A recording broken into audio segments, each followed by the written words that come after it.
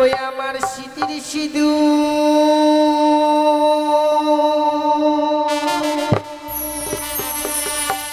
কে বা কে রে নিল রে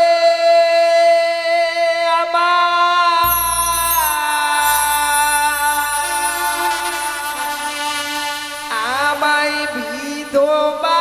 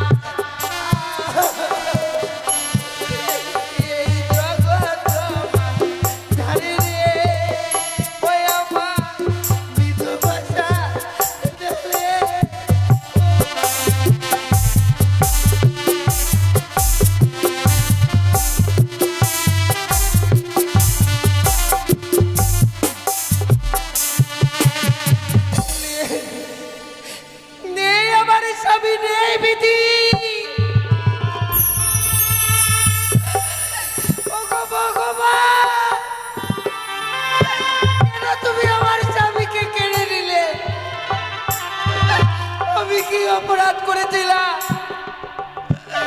আমি কি অপরাধ করেছিলাম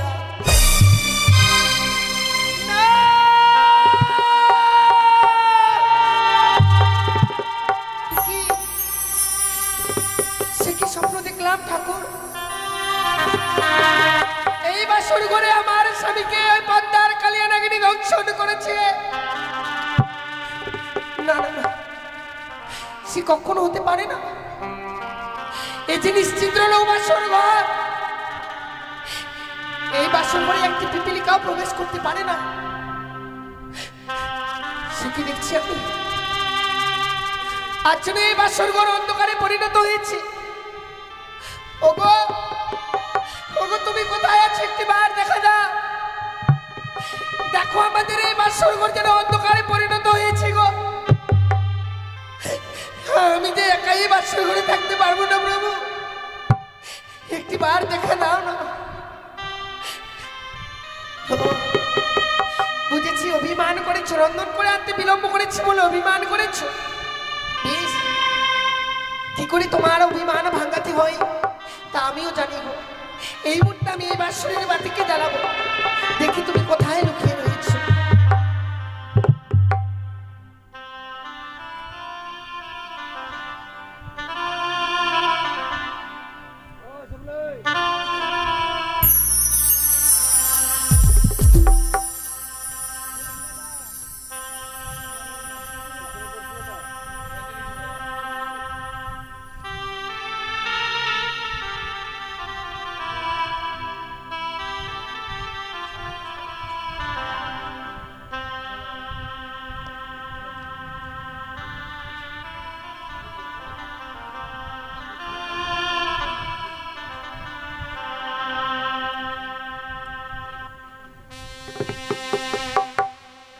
ওরে নিভিল বাসরের বাতি,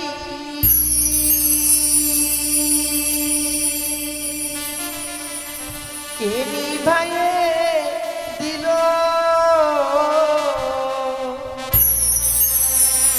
ওরে মানিক রতন বাতি আমার কে হরিয়ারে নিল বাতি জ্বলিয়া না জ্বলিছে গো।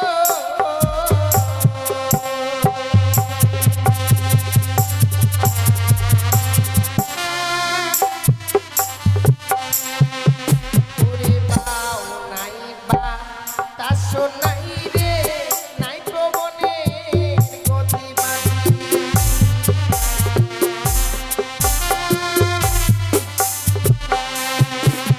ওরে কেমনে নিভিয়া গেল মানিক রতন বাতি বাতি।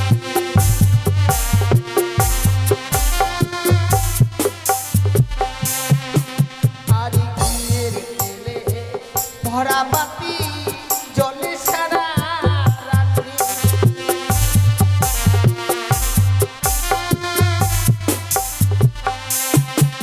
ওরে কেমনে নিভিয়া গেল মানিক রতন বাতি বাতি।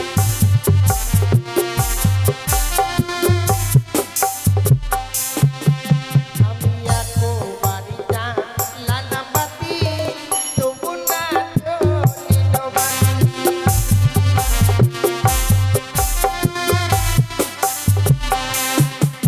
ওরে তুইও বাড়িটা লালাম বাতি, তবু না জ্বলিল বাতি।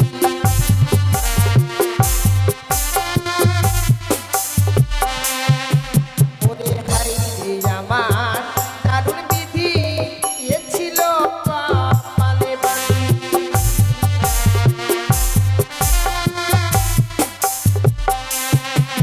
ওরে বামন মশার নামে বাতি জ্বলিয়াই উঠিল বাতি।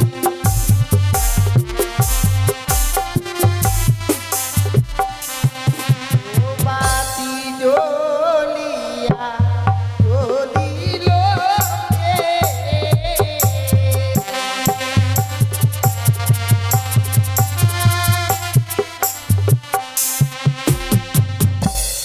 সে কি গো?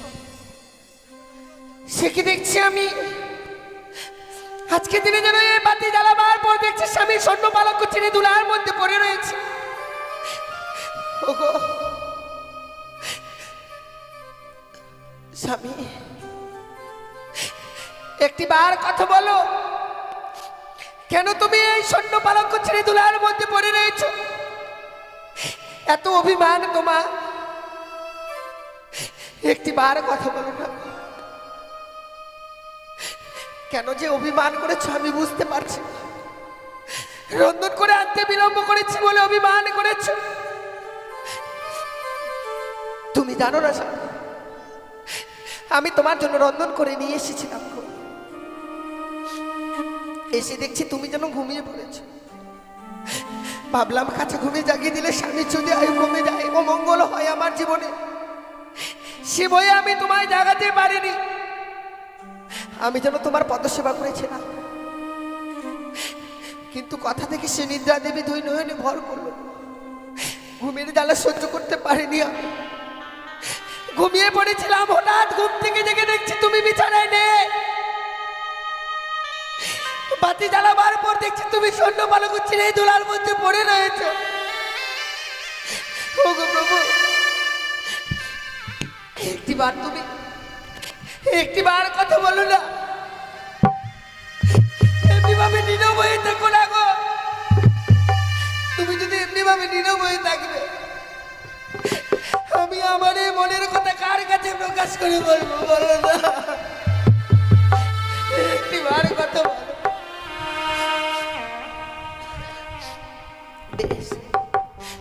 তুমি যখন আমায় ক্ষমা করে দিতে পারবেই না, তোমার দুটি পা ধরলে নিশ্চয়ই তুমি আমায় ক্ষমা করে দেবে। বেশ, আমি তাই করব।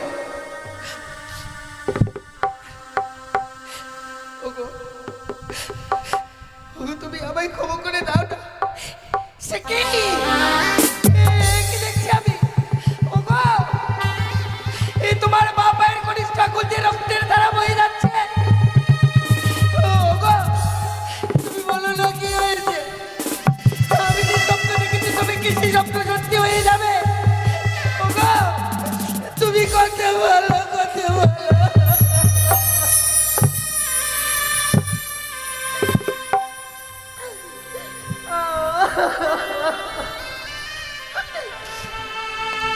একটি বাড়ির জন্য কথা বলো। তুমি তুমি আমায় ছেড়ে যেতে পারো না। তুমি আমায়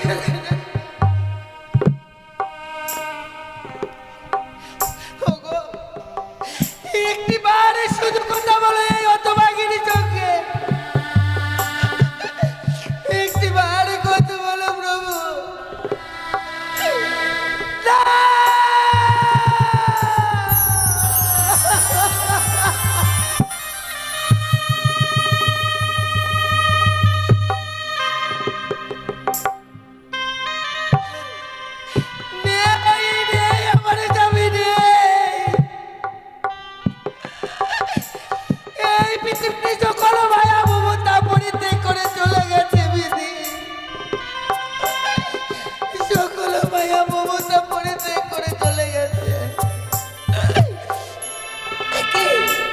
ওই তো যেন রাগিনী পালিয়ে যায় না। আমি তোমায় পালিয়ে যেতে দেবো না রাগিনী। তাই আমার অস্থির হচ্ছে বিয়ের স্বর্ণ জাতি, তা দিয়ে তোমার অষ্ট করে কাল পুঞ্জ কেটে নিল।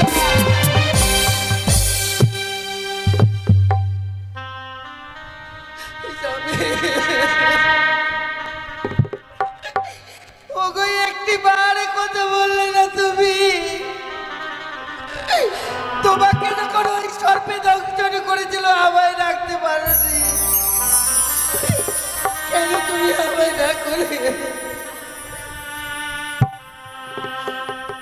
আমি কার এত বড় ক্ষতি করেছিলাম ঠাকুর, যে এবার শুরু করে আমার স্বামীকে আমার কাছ থেকে কেড়ে নিল? কার এত বড় ক্ষতি করেছিলাম যে আমার এই শিবর্তির সিঁদুর মুছে দিল?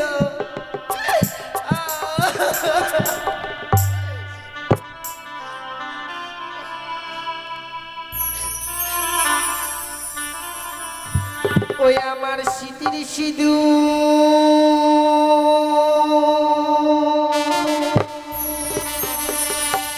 কে বা কেড়ে নিল রে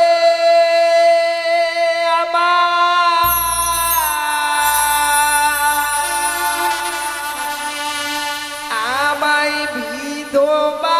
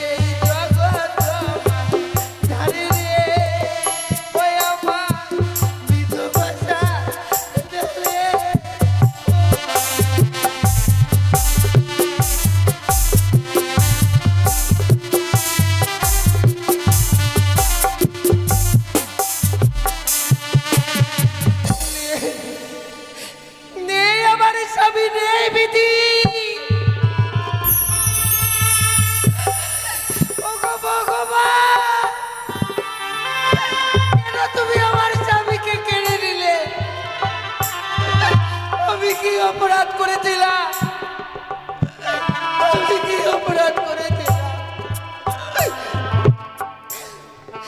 ওগো, ও আর রইলো না। একটি নিশে স্বামীকে নিয়ে আমি ঘর করতে পারলাম না মা। ঘর করতে পারলাম না।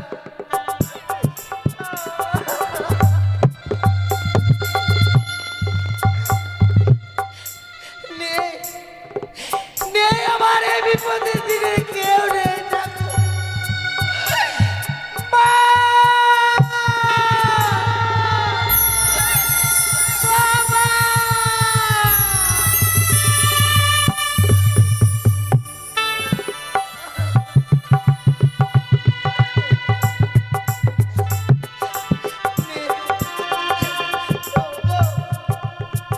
আমার এই বিপদের দিনে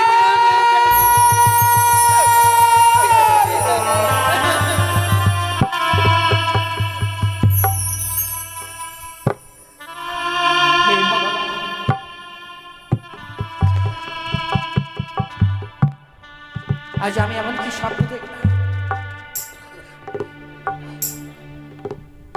কে যেন আদর থেকে বললো, রে সোনিকা,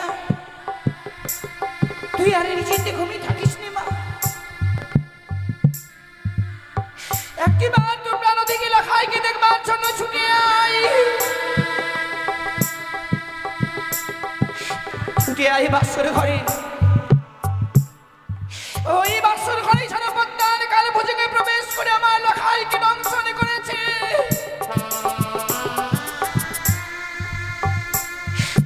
না না, এই স্বপ্ন দেখবার পর আমি কিভাবে স্থির হয়ে থাকি? আমি যাব এই মুহূর্তে আমার লখাইকে দেখবার জন্য সেই বাসর ঘরে। ওই তো যেন লখাই অমনি ভাবে আমাকে মা মা বলে ডাকে। না লখাই, না বাবা, আমি এই মুহূর্তে তোর কাছে যাব। তুই একটিবার দাঁড়া লখাই।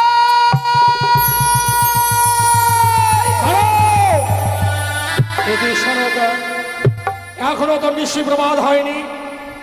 লখাই বলতে বলতে অমন করে তুমি শয়ন মন্দির পরিত্যাগ করে কোথায় যাচ্ছ সনগা? ওগো স্বামী, আজ আমি আমরা স্বপ্ন দেখলাম গো। স্বপ্ন? হ্যাঁ গো স্বামী, তুমি নিশিযোগে স্বপ্ন দেখে এই স্বপ্ন দেখবার পর আর আমি স্থির হয়ে থাকতে পারলাম না। কি বলছো? হ্যাঁ গো। ওগো জানো, কে যেন অদূর থেকে বললো, রে সোনিকা, তুই আর নিশ্চিন্তে ঘুমিয়ে থাকিস রে। একটিবারে চলো তো প্রাণ থেকে লখাইকে দেখবার জন্য ছুটে আই। ছুটে আই বাসর ঘরে। ওই বাসর ঘরে যেন পদ্মার কাল ভোজনে প্রবেশ করে আমার লখাইকে দংশন করে। সনগা, তুমি কি এর মধ্যেই ভুলে গেলে সনগা? স্বয়ং দেব শিল্পী বিশ্বকর্মাকে আয়োজন করে লৌহ বাসর ঘর নির্মাণ করেছে। সেই বাসর ঘরে সর্প প্রবেশ তো দূরের কথা, সূত্র প্রবেশের চিত্র পর্যন্ত নেই। আর তুমি বলছো নাকি সেই বাসর ঘরে সর্প প্রবেশ করে লক্ষ্মীন্দরকে দংশন করেছে? এ তোমার স্বপ্নের কথা। স্বপ্ন যেমন স্বপ্নের মতো আসে, আবার স্বপ্নের মতো চলে যায়। স্বপ্ন বাস্তবে কোনোদিন সত্য হয় না। তোমার স্বপ্ন সত্য হবে না সনকা। তাই চলো এই মুহূর্তে আমরা শয়ন মন্দিরে বিশ্রাম করি। না স্বামী, দোহাই গো তোমার, যে আমি 6 সন্তানকে হারাবার যে বেদনা পেয়েছি, আমি সব বেদনা যেন ভুলে গেছি আমার প্রাণদিকে লখাই। আজকের এই দিনে এই স্বপ্ন দেখবার পরেই কোন মা স্থির হয়ে থাকবে বলো না?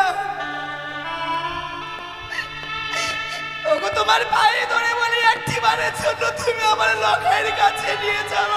সরকা, আমি বুঝতে পেরেছি যে লক্ষ্মীন্দরকে আমরা এক মুহূর্ত চোখের আড়াল হতে দিই না, সারাটি নিশিগত হয়ে যাচ্ছে। তুমি সেই লক্ষ্মীন্দরে দেখা পাও না, তাই তো লক্ষ্মীন্দরকে দেখবার জন্য তোমার মন বড় বিচলিত। মায়ের মন তো সন্তান হারাবার ব্যথা সব মায়েরা জানে না। যে মায়েরা নিজের সন্তানকে হারিয়েছে সেই মায়েরাই শুধু সন্তান হারাবার ব্যথাটুকু জানে। 6 সন্তান হারিয়ে লক্ষ্মীন্দরকে পেয়েছিলাম, তাই লক্ষ্মীন্দরকে হারাবার বড় ভয়। কিন্তু জানো সনকা, লক্ষ্মীনারায়ণ বৌমাকে আমি যখন বাসর করে রেখে আসি, আমি বৌমাকে বলেছিলাম, বৌমা তোমাদের কাল নিশি, এই বিবাহ নিশি কাল নিশি তোমরা কেউ ঘুমাবে না। আর নিশি প্রমাদ হলেই আমি সারণ বলাই করে ওই বাসর ঘর থেকে লক্ষ্মীন্দরের বৌমাকে আমি আমার রাজপ্রাসাদে নিয়ে আসবো। এখন তো আমরা সেই স্থানে যেতে পারবো না সনকা।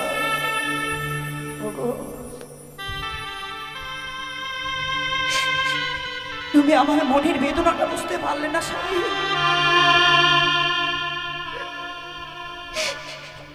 আমি জানি গো,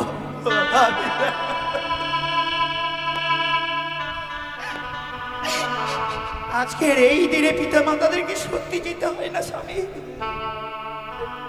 কিন্তু আমি তোমাকে কথা দিচ্ছি গো, ওই বাসনের ভিতরে আমরা প্রবেশ করবো না স্বামী।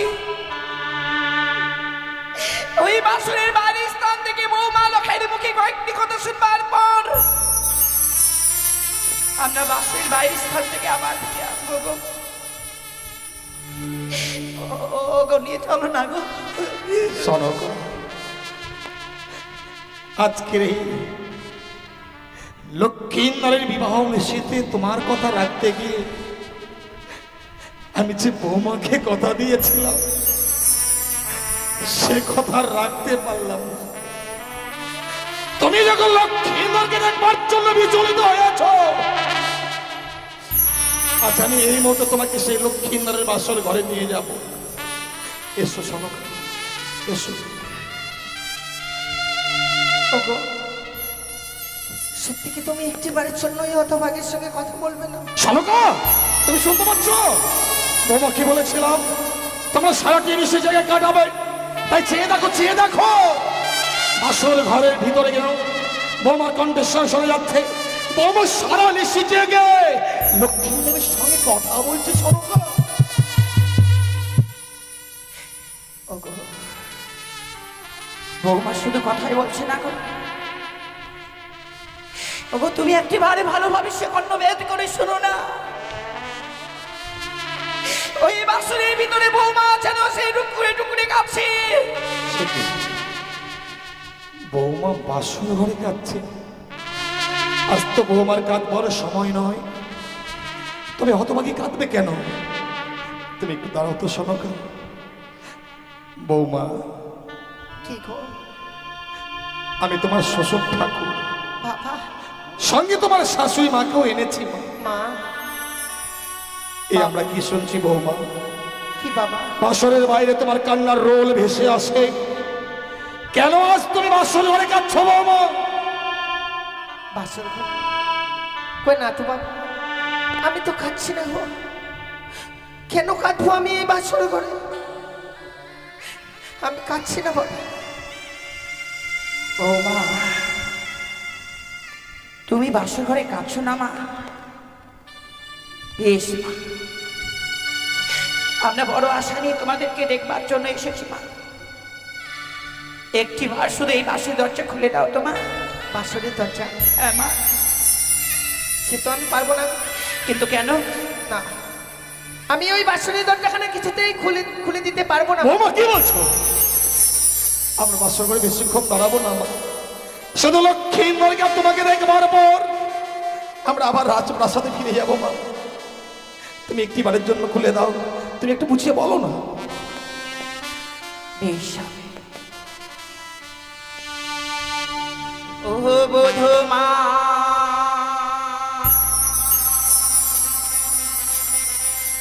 কাপানি খোলো,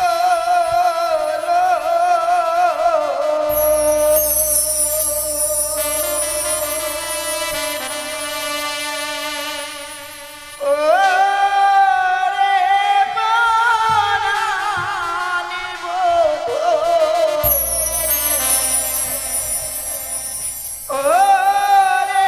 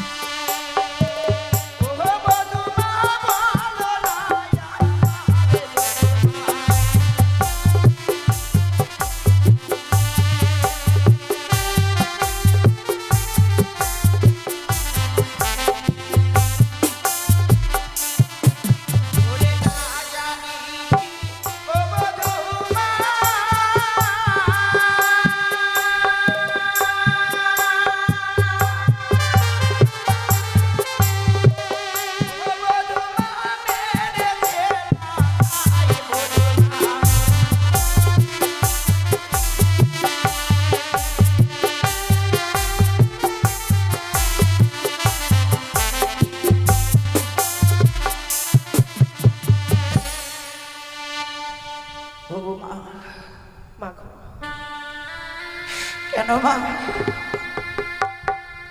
কেন এমনি ভাবে আজকে এই বাসর ঘরে নীরব হয়ে রয়েছো মা? সনকা, তুমি কিছু লক্ষ্য করেছো? আজ আমি অবাক হয়ে যাচ্ছি। বিয়ের পর বুঝি সন্তানরা পর হয়ে যায় সনকা? যে লক্ষ্মীন্দর অদূর থেকে আমাদের দেখলে মা বাবা বলে ছুটে এসে পক্ষে চড়িয়ে ধরতো, সহস্র চুম্বনে আমাদের দুই গাল ভরিয়ে দিত।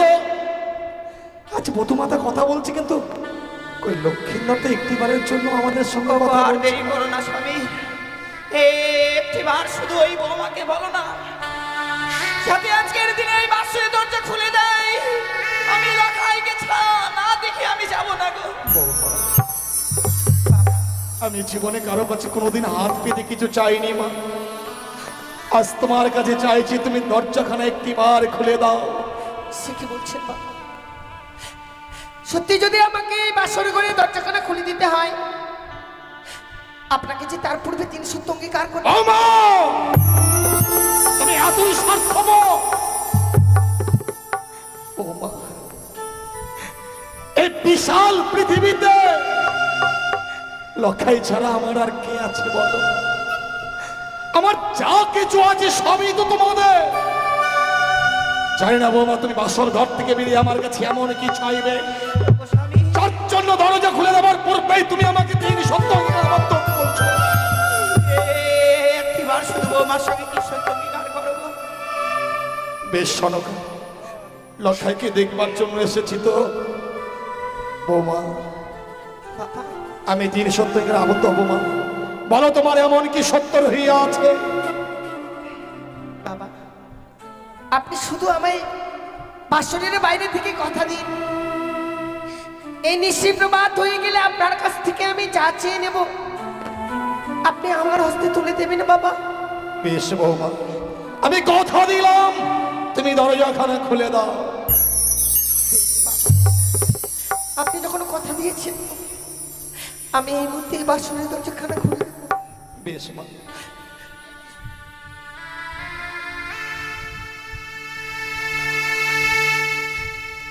খুলে দিলাম মা, খুলে দিলাম আমি এই বাসনের দরজাখানা। বৌমা, ও মা, আজকের দিনে কাঁদতে আছো হতভাগী। তুমি কি জানো না বৌমা, নারীর চোখের জলে স্বামীদের অকল্যাণ নেমে আসে। তোমার চোখের জলে যে আমার পুত্র লক্ষ্মীন্দরের অকল্যাণ নেমে আসবে। কেঁদো না বৌমা, আজকের এই খুশির দিনে আর কেঁদো না।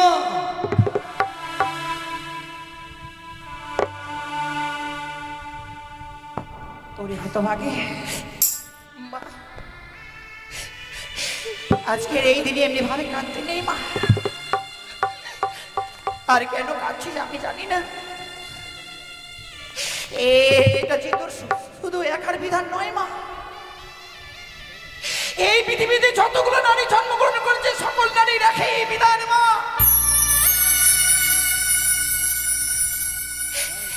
দুষ্টু মিষ্টি স্বামী হয় বজ্র তব ঘর, দয়ালু দিন ভাই তব হয়ে যায় পর। সকল নারীকে পরের হাত ধরে পরের ঘরে আসতে হয়েছে মা। বাবা মাকে পর করে এসেছিস বলে এমনি ভাবে কাঁদছিস মা। মা, সত্যি যদিও বাবা মাকে পরিত্যাগ করে এসেছি আমি, এখানে এসে আমি বাবা মায়ের অভাব পাইনি। তাহলে সেখানে নাকি আপনার মতো মমতাময়ী মা থাকে, সেখানে মায়ের কি অভাব হতে পারে গো? কিন্তু কাঁদছি কেন জানেন বাবা? কেন বৌমা? 4 হাত ধরে মাতা পিতাকে পরিত্যাগ করে আসলাম, সে মানুষটার আশায় ভরসায় আমি এসেছি। সারাটা নিশি পার হয়ে যাচ্ছে বাবা, সে যে আমার সঙ্গে কথা বলছে না। কি বলছো? লখাই তোমার সঙ্গে কথা বলছে না? না, কেন বৌমা, তবে কি লখাই অভিমান করেছে যার জন্য তোমার সঙ্গে কথা বলছে না? শোনো গো, তুমি লখাইকে ডাকো। আজ লখাইকে আমি এমন শিক্ষা দেব যাতে ভবিষ্যতে কোনোদিন আর বৌমার সঙ্গে সে অভিমান করতে না পারে। ডাকো। লখাইকে ডাকো। ডাকো গো স্বামী, কেউ না জানলে তুমি তো জানো, ছোট থেকে কঠিন অভিমানী সন্তান আমার। আমাদের এত বড় রাত বাসা থাকতে ওই রাত বাসাতে নিয়ে যায়নি বলে লখাই শেষে বৌমার উপর অভিমান করেছে গো। আমার লখাই সবার উপর অভিমান করে থাকতে পারে, আমার সঙ্গে নয় গো। লখাই, ডাকো, লখাইকে ডাকো। লখাই,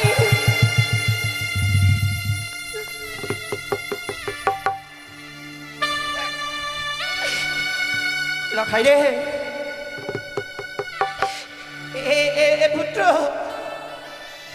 দেখ না,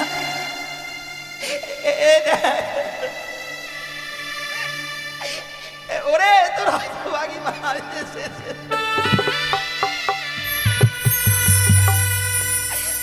লখাই, লখাই, কথা বল না, কথা বলছিস না কেন? এবার কথা বল। কি হলো শোনো গো? এই দেখো না, এই দেখো অভিমানী সন্তান আমার উপরেও শেষে অভিমান করে রয়েছে। তুমিও লক্ষ্মীন্দরের অভিমান ভাঙাতে পারলে না। জানি শোনো গো, জানি লক্ষ্মীন্দর আমার উপর অভিমান করেছে। আমি লক্ষ্মীন্দরকে ডাকলেই নিশ্চয়ই লক্ষ্মীন্দর সারা দেবে। লখাই, এই লখাই,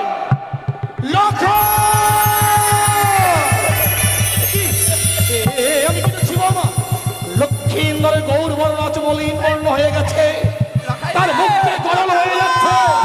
কেন বাবা, কেন লক্ষ্মীন্দর আজ অমন করে অচৈতন্য হয়ে পড়ে আছে? মা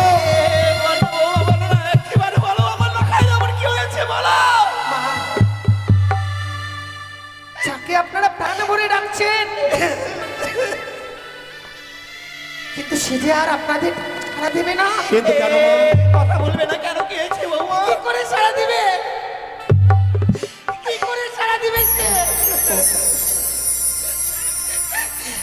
তাকে যে ওই পঞ্চার কালিয়া লাগিয়ে দর্শন করে দিল।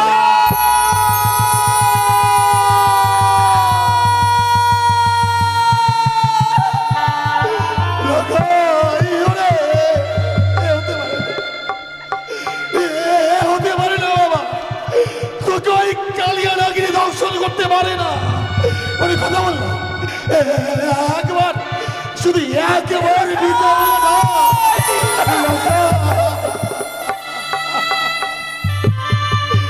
কথা বললাম, কথা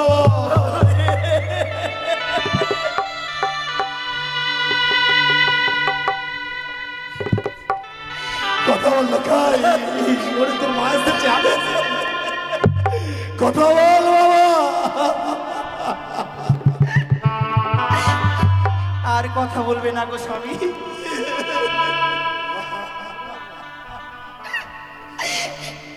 আর কথা বলবে না আমার সন্তান, আর কথা বলবে না।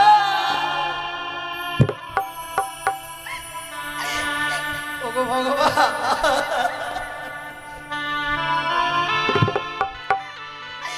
আমি তোমার চরণে এমন কি অন্যায় করেছিলাম যে আমার সন্তানকে তুমি কেড়ে নিলে?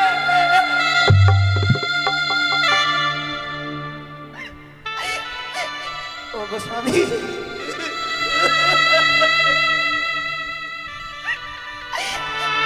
আমরা কি এতই রাক্ষসী ছিলাম গো? এর আগে আমি ছয়টি সন্তানকে খেয়েছি। ভগবান দেখি করে আমাকে একটি সন্তান দিল গো। আমার এই সন্তানকে খেয়ে ফেললাম না।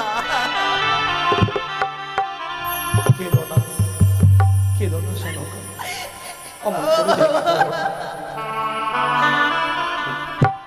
শতবার ডাকে লখাই আর তোমার ডাকে সারা দেবে না। তার কান্দটা এমন বধির হয়ে গেছে, তোমার কণ্ঠেশ্বর তার কর্ণকুমারে আর পৌঁছবে না। ওকে ঘুমোতে দাও। লখাই রে,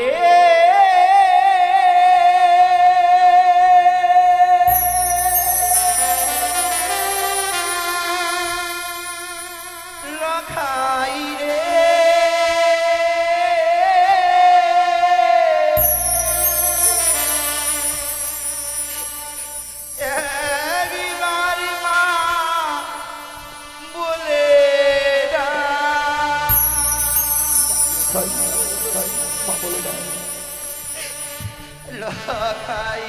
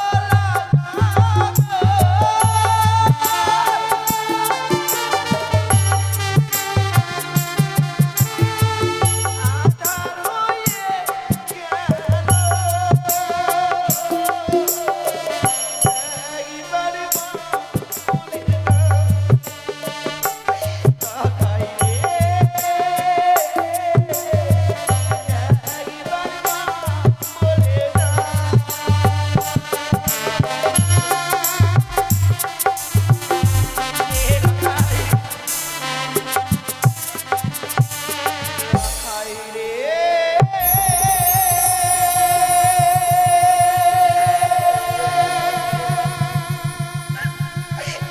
লখাই রে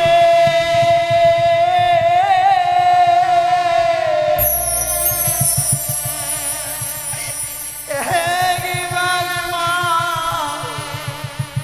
বলে না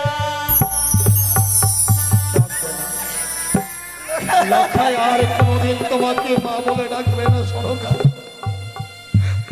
মা বলে পাখি যে তোমার খাঁচা ছেড়ে চলে গেছে, আজ আমাদের মায়ার বাঁধন ছিন্ন করে লখাই আমাদের অনেকই দূরে চলে গেছে। তাই শত ডাকলেও লখাই আর তোমাকে কোনোদিন মা বলে ডাকবে না। তোমরা কেউ এই বাসর ঘরে কাঁদবে না। তোমরা যদি বাসর ঘরে সবাই কাঁদো, বাসর ঘরে যদি আমি কাঁদি, ওই কানি আড়াল থেকে অট্টহাসি আসবে, উচ্চস্বরে বলবে আজ পুত্র শোকে কাতর হয়েছে, পুত্র শোকে শেখাচ্ছে। তাই কেউ কাঁদবে না, সবাই বাসর ঘরে হাসো, আনন্দ করো, নৃত্য করো। কেউ বাসর ঘরে কাঁদবে না, কেউ কাঁদবে না।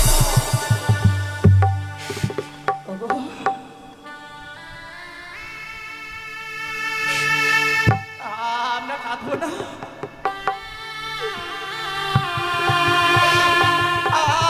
আমরা সবাই হাসবো। ওগো, তুমি কিভাবে হাসবো তুমি আমাকে শিখিয়ে দাও তো। হাসবার বদলে নাই সন্তান মরেছে, আমি একটু নাচবো। কিভাবে নাচবো তুমি আমাকে শিখিয়ে দাও না গো।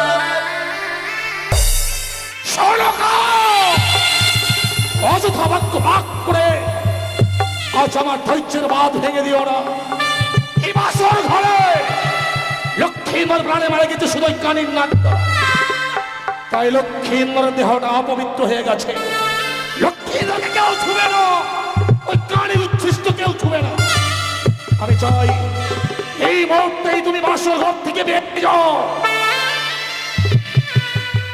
আমি বাসর থেকে বের হয়ে যাব, কিন্তু তুমি যে আমাকে কথা দিয়েছিলে যে নিশি বরবাদ হয়ে গেলে লখাইকে তুমি আমার হাতে ফিরে দেবে,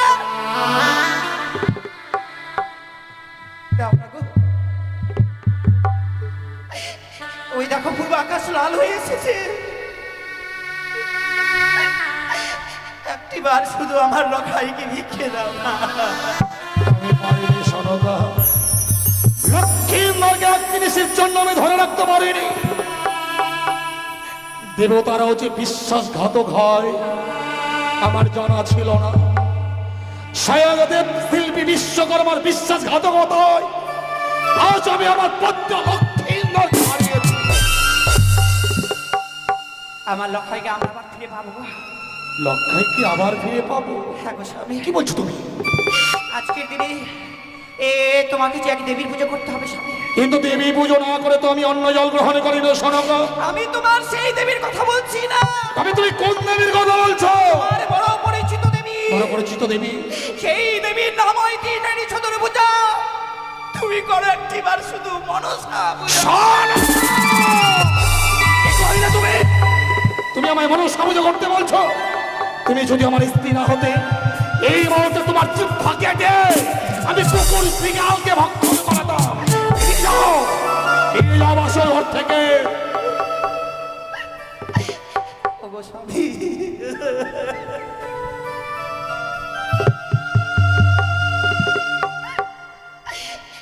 আজকের দিনে এই সরল প্রাণে আমার আজ্ঞা দিলি গো।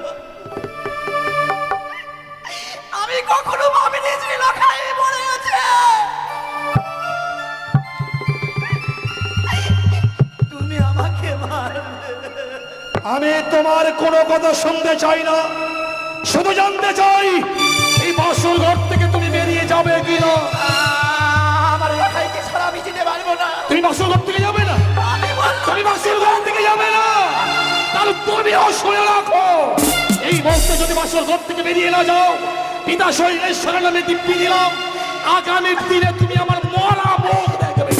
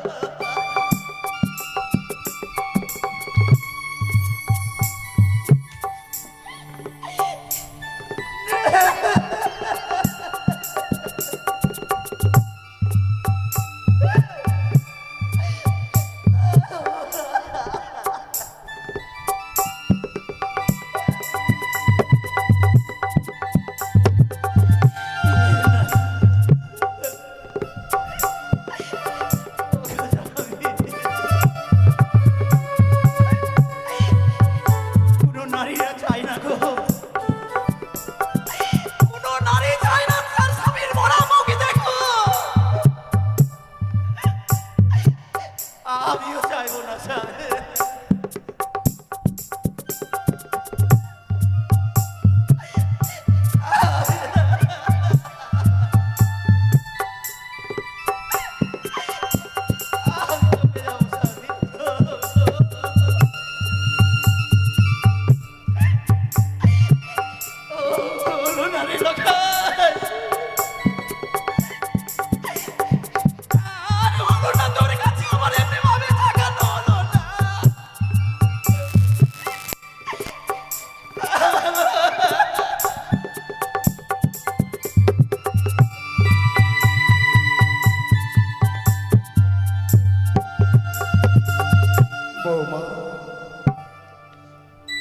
তোমার শাশুড়ি মাকে বাসর ঘর থেকে তাড়িয়ে দিলাম, অথচ একটিবারের জন্য তোমার শাশুড়ি মাকে আমি নিষেধ করলাম না। কেন জানো মা? জানো মা, এই পৃথিবীতে লক্ষাই আমাদের আপন ছিল, আর লক্ষাই তো আজ প্রাণে মারা গিয়েছে। এখন শুধু আমার আপন বলতে তোমার এই শাশুড়ি মা। তোমার শাশুড়ি মা যদি বাসর করে বেশিক্ষণ থাকে, ওই যতবার লক্ষ্মীন্দরের মরা মুখ দেখাবে, না জানি লক্ষ্মীন্দরের সঙ্গে সে প্রাণে মারাও যেতে পারে। আর এই পৃথিবীর বুকে যদি তোমার শাশুড়ি মা প্রাণে মারা যায়, তাহলে আমার আপন বলতে আর কেউ থাকবে না মা। তোমার শাশুড়ি মাকে বাঁচিয়ে রাখবার জন্য আমি এই বাসর ঘর থেকে দাঁড়িয়ে দিলাম। বাবা, আপনি ঠিকই করেছেন কিন্তু বৌমা, বাবা গো। এই পৃথিবীর বুকে প্রত্যেক বাবা মায়েদের ওই একটাই আশা, কি গো? যখন তারা বৃদ্ধকালে প্রাণে মারা যাবে, সন্তান স্তন্য ধারণ করে সে মা শ্মশানে নিয়ে যাবে। আমারও সেই আশাটাই ছিল মা, কিন্তু লক্ষ্মী ইন্দর তো তা করলো না। তুমি দাও তো বৌমা, তোমার স্বামীকে দাও। এই মুহূর্তে আমি লক্ষ্মী ইন্দরকে নিয়ে যাবো ওই মহা শ্মশানে। ও শ্বশুর বাবা গো,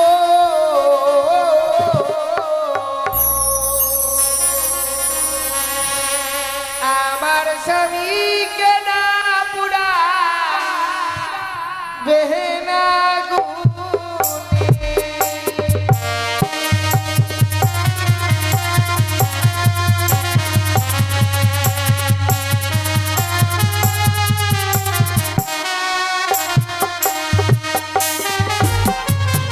ওগো পুরালে পু দিবে দেহ বাবা, দূরে হবে কোথা।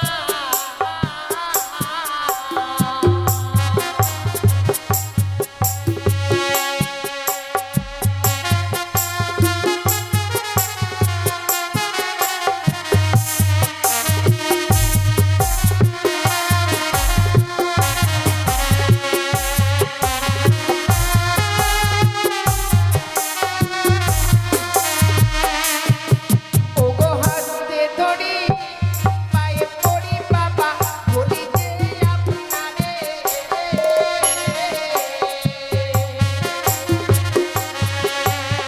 মৃত স্বামী। ওগো বাবা ভিক্ষে দিন না, বৌমা, কি হয়েছে? আমার স্বামীকে আমায় ভিক্ষে দিন।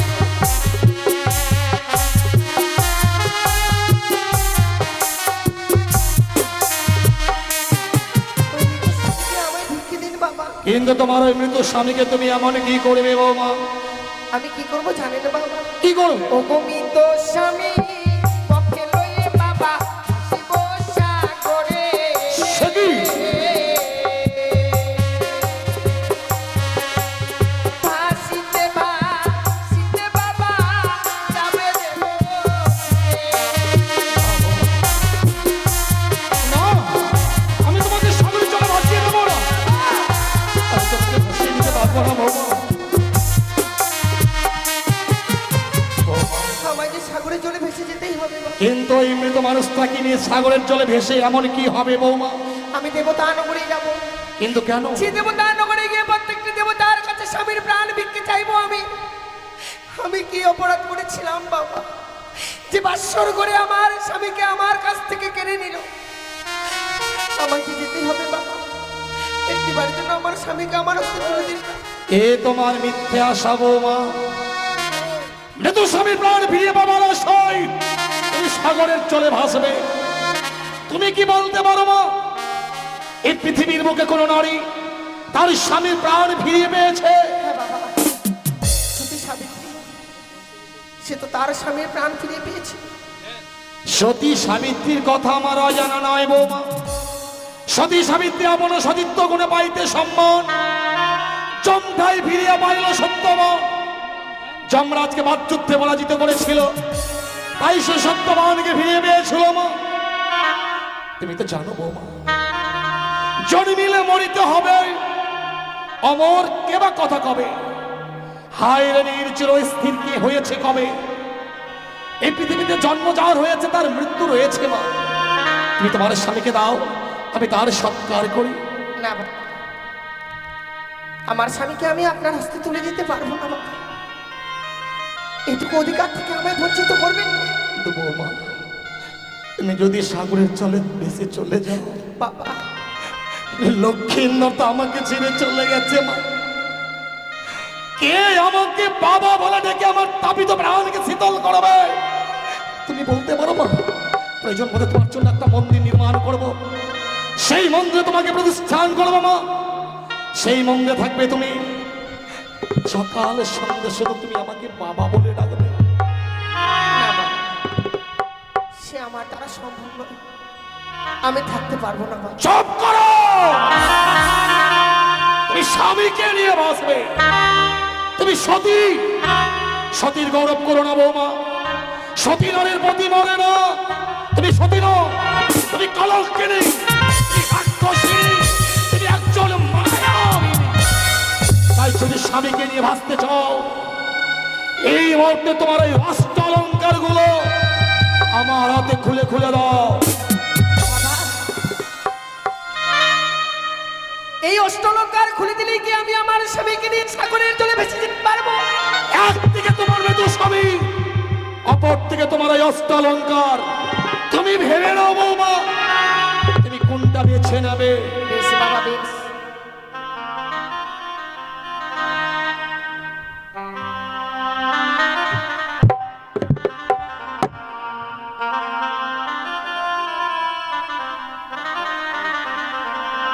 ওই আমার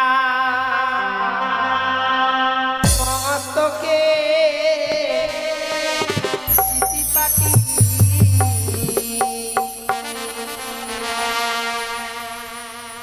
লহ শ্বশুরি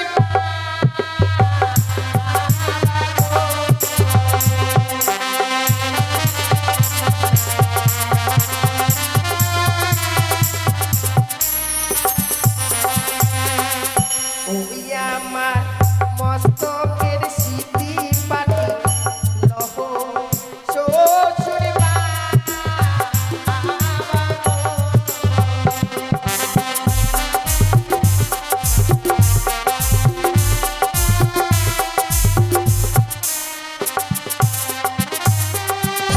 ওই ও কি বাবা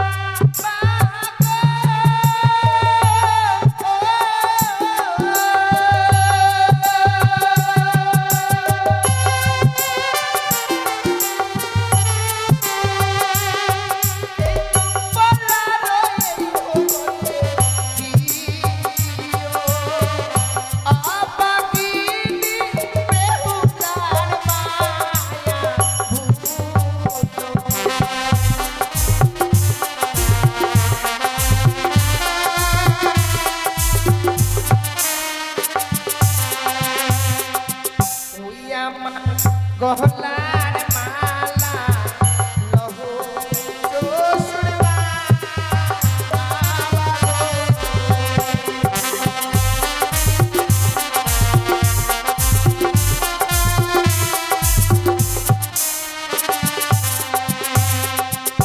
ওই ও কি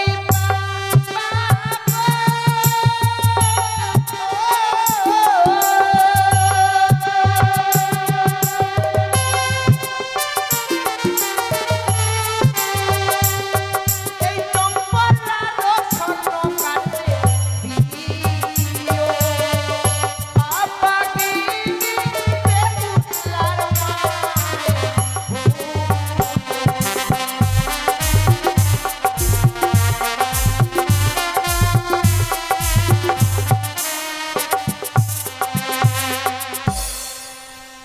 বাবা, আমি এক এক করে সমস্ত অলংকার খুলে দিয়েছি বাবা। অষ্ট অলঙ্কারগুলো চাইলাম বলে তুমি অষ্ট অলঙ্কারগুলো খুলে দিলে বৌমা।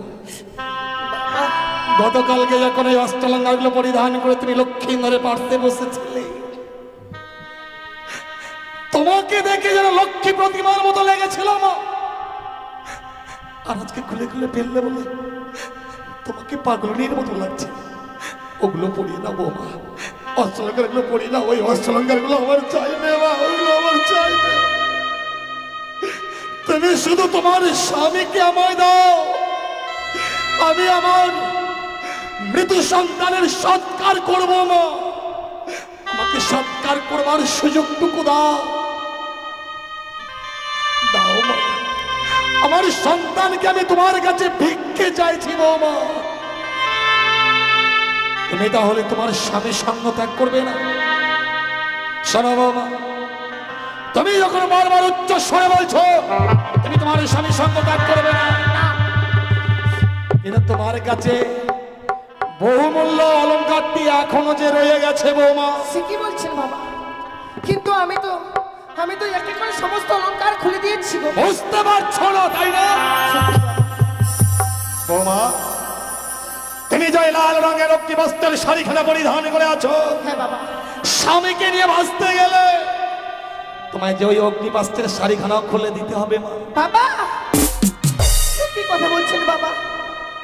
স্বামীকে নিয়ে সাগরের জলে ভেসে যেতে গেলে এই অগ্নিপথের শাড়ি আমায় পরিত্যাগ করতে হবে। সত্য তাই, বিধবার সর্বাঙ্গে ওই অগ্নিবস্ত্রের শাড়ি শোভা পায় না, তাই তোমাকে ওই অগ্নিবস্ত্রের শাড়িখানা খুলে দিতে হবে।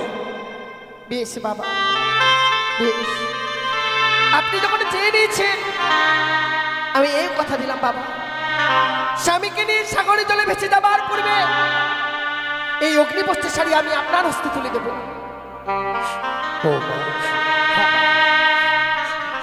আমি অগ্নিবস্ত্রের শাড়িখানা কেন চাইলাম জানো? কেন বাবা? তোমার স্বামী ভক্তির কাছে আজ আমি পরাজিত। সামান্য অষ্টম বৎসরের নাবালিকা স্বামীর চরণে মতি রেখেছে, তুমি যে তোমার স্বামীকে নিয়ে সাগরের জলে ভাসবে মা, তুমি যে দেবপুরে যাবে, তুমি ভগবান দর্শনে অগ্রসর হয়েছ, কিন্তু ভগবান দর্শনে অগ্রসর হতে গেলে এক মন এক চিন্তায় যে অগ্রসর হতে হয় মা। ওই লাল রঙের শাড়িটা তোমার কাছে যতক্ষণ থাকবে তোমার কাছে লোভ কাম মোহ বিরাজ করবে মা। এই লাল রংটা হচ্ছে লালসার প্রতীক, তাই তুমি বৈধর্ম বেশ ধারণ করবে। ওই সাদা রংটা হচ্ছে শান্তির প্রতীক মা। বেশ বাবা, আপনি যখন বলেছেন আমি সে বেশ ধারণ করে এই সাগরের জলে ভেসে যাব। কিন্তু তুমি যে সাগরের জলে ভাসবে, তোমায় তো কিছু অবলম্বন না করলে তুমি সাগরের জলে ভাসতে পারবে না মা। আপনি ঠিকই বলেছেন বাবা, তাই আপনাকে পঞ্চম কদলী বৃক্ষের মান্দাজ আর সোনার মন্দুস তৈরি করে দিতে হবে। এ তোমার মিথ্যা আশা বৌমা। কদলের বৃক্ষের মান্দাজ আমি তোমায় দিতে পারবো না, প্রয়োজন মানে তুমি আমার কাছে অন্য কিছু চেয়ে নাও। না বাবা, আমার যে ওই কদলী বৃক্ষের মান্দাজ লাগবে। আমি তোমায় দিতে পারবো না। কিন্তু কেন বাবা? দক্ষিণ বাটনে বাণিজ্যের কারণে যাত্রা করেছিলাম মা, 14 ডিঙা ধরা রত্নের পরিপূর্ণ যখন ফিরে আসি, ভয়ঙ্কর কালীদহের চলে আমার 14 ডিঙা কালীদহের অতল তলে তলিয়ে যায়। সেই দিন বাঁচাও বাঁচাও বলতে কত চিৎকার করেছিলাম, এই কঠিন পৃথিবীর মানুষ কেউ আমাকে বাঁচাবার জন্য এগিয়ে আসেনি মা। ছোট্ট একটি কদলের বৃক্ষ সেই দিন আমার প্রাণকে রক্ষা করেছিল, তাই তোমার মৃত্যু স্বামী লক্ষ্মী মরেছে। কদলের বৃক্ষের মূল্য যে অনেক বেশি রয়েছে মা। আমিও কথা দিচ্ছি বাবা, আপনার কদলের বৃক্ষ যখন বড় মূল্যবান, আপনার ওই মূল্যবান কদলের বৃক্ষকে আমি মূল্যহীন হতে দেব না বাবা। আপনাকে যদি আমি ওই কদলের বৃক্ষের মূল্য এনে দিই, তুমি যদি কদলের বৃক্ষের মূল্য এনে দিতে পারো তবে আমি তোমাকে কদলের বৃক্ষের মান্দাজ তৈরি করে দেবো। কিন্তু আপনাকে যে আমায় কিছু সময় ভিক্ষে দিতে হবে। বেশ বৌমা, আমি কিছু সময় দিলাম, যত সময়ের মধ্যেই তুমি কদলের বৃক্ষের মূল্য আনবে